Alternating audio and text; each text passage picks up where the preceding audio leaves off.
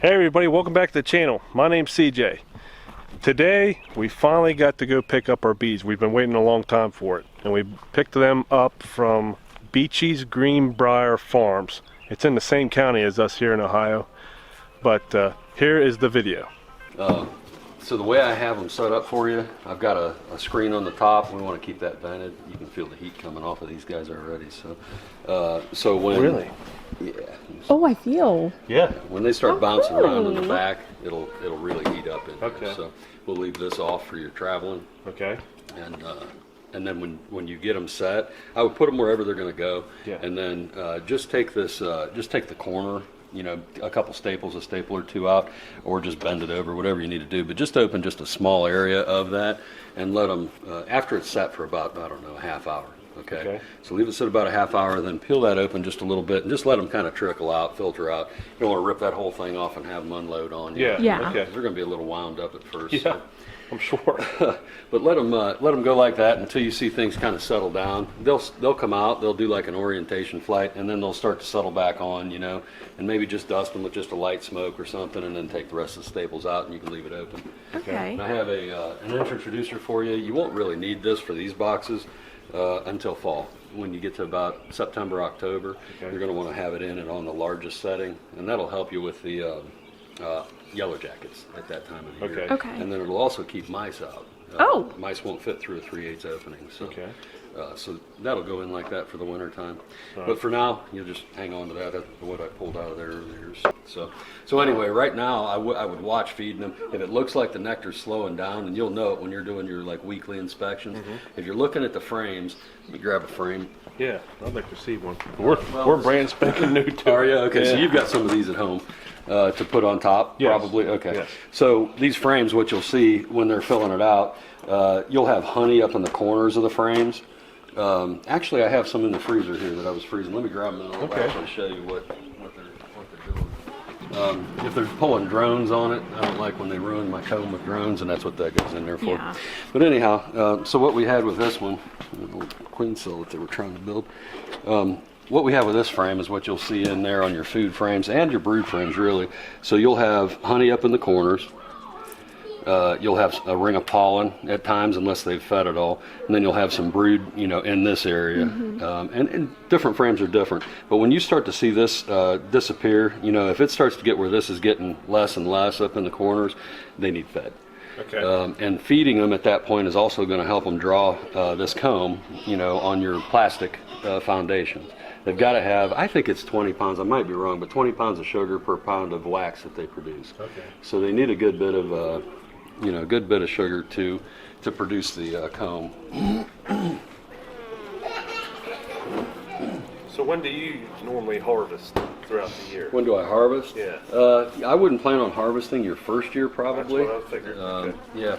The best that typically you're going to do, and it's possible that you could harvest this year, depends on the fall flow, but typically what you're going to do is get your frames built up on that next box up, maybe some in the honey super, and then shoot for next spring. Next spring's going to be when you're really planning on making your honey. But you can harvest, like, I've got boxes out there that I could pull off right now from that early flow.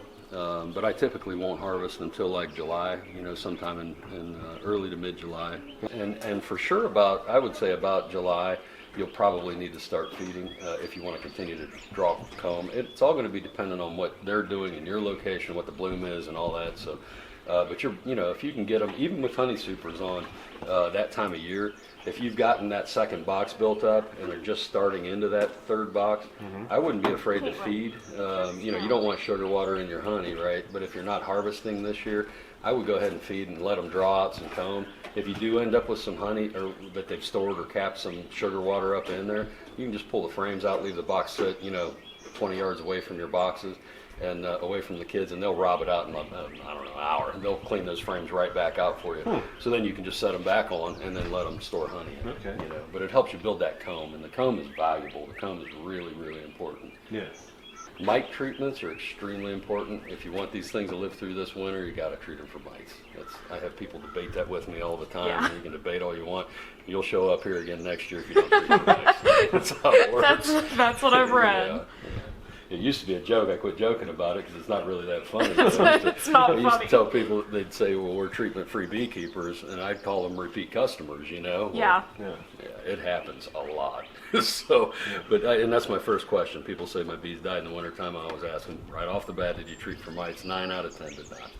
So if that helps you at all, it's $2 for a mite strip or something. I mean, they're cheap, you know. Okay. And it's worth putting them in. Right. That's what I've read. Beekeeping is it's a lot more involved than just you got bees, they're in a box. Yeah, that used to be what it was. Yeah. And that it's not that difficult. I have too many bees. It makes it a little more difficult. Yeah. But with a couple boxes of bees, you know, it's kind of like mowing the grass, you know, once a week or so, every 10 days.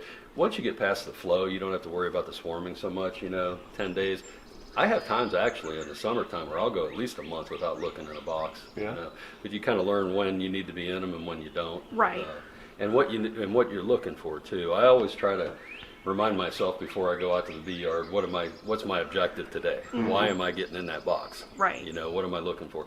And you don't want to destroy the box. You don't want to just take everything apart. You see people with all these frames sitting all over the place and got everything torn out. You don't want to do that. No. And you don't have to see the queen. I know everybody wants to see the queen, and you've got a beautiful queen. She's kind of got a golden color to her. You'll know her when you see her. She's gorgeous. But you don't have to see the queen on an inspection. Pulling a frame out and seeing eggs on there, there's a queen. There's only one going to do that. Yeah. You know, Yeah. so she's in there, she's healthy, let her do what she's doing, you know. If you do want to see her, don't be afraid to pull it apart and do that, but I wouldn't do it on every inspection because you really set them back. Yeah. And you run a lot of risks, especially if you're kind of new at doing it, handling them. You know, you want to get used to handling them, so you want to be in the boxes, but you also don't want to be tearing it all apart where you may drop a queen out of a box or smash her or something like that. You just kind of want to watch what you're doing. When you do add your box, your second box to the top of this, you want to take a frame.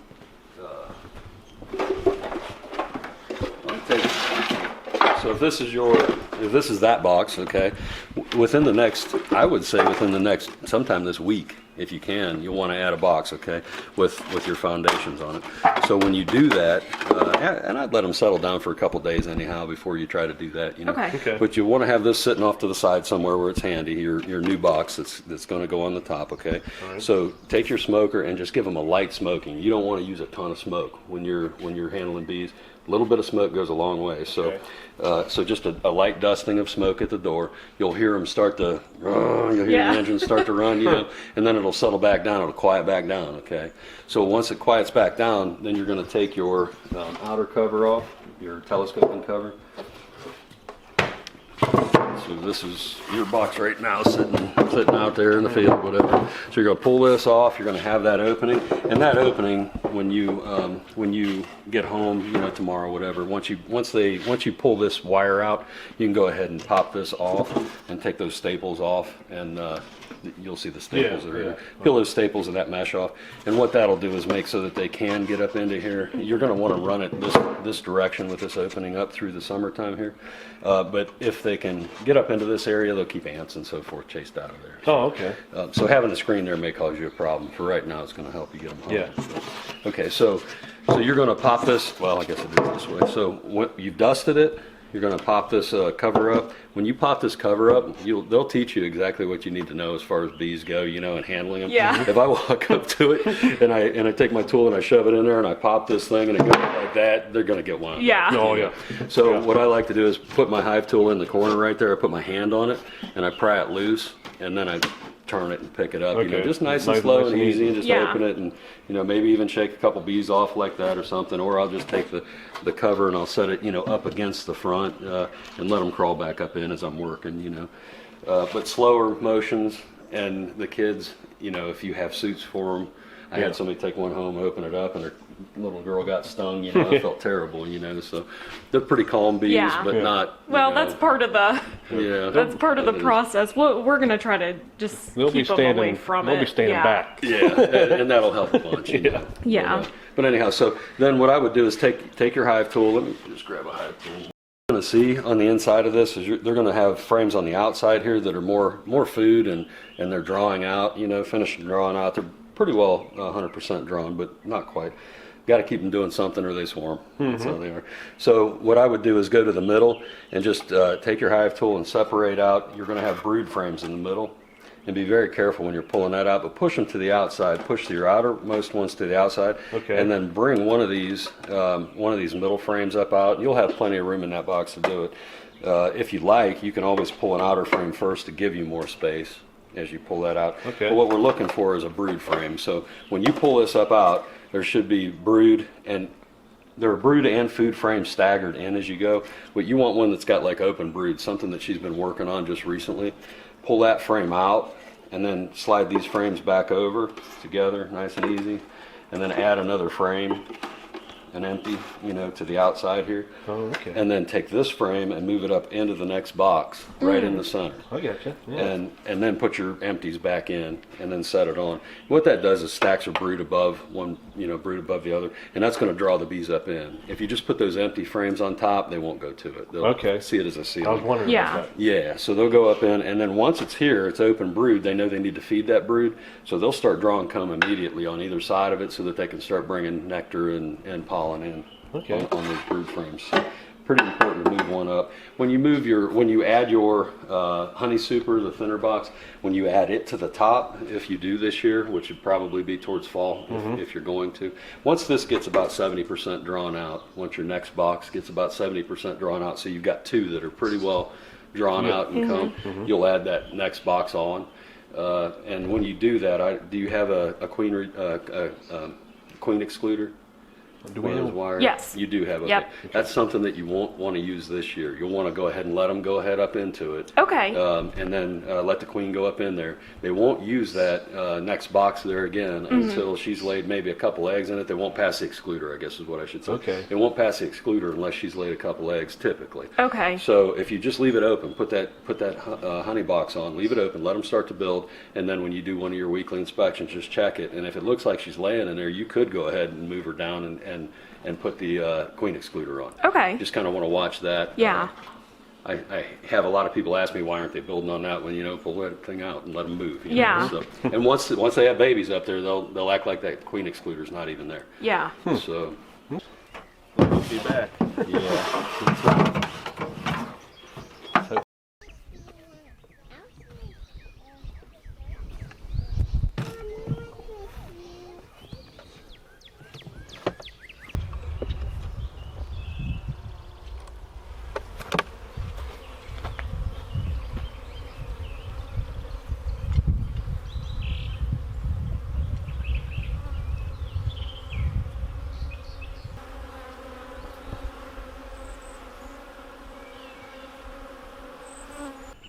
All right, so Kelsey's going to tell you or give you an idea about what you're going to need to get started. Now, we're new at this too, but this will just help you get an idea.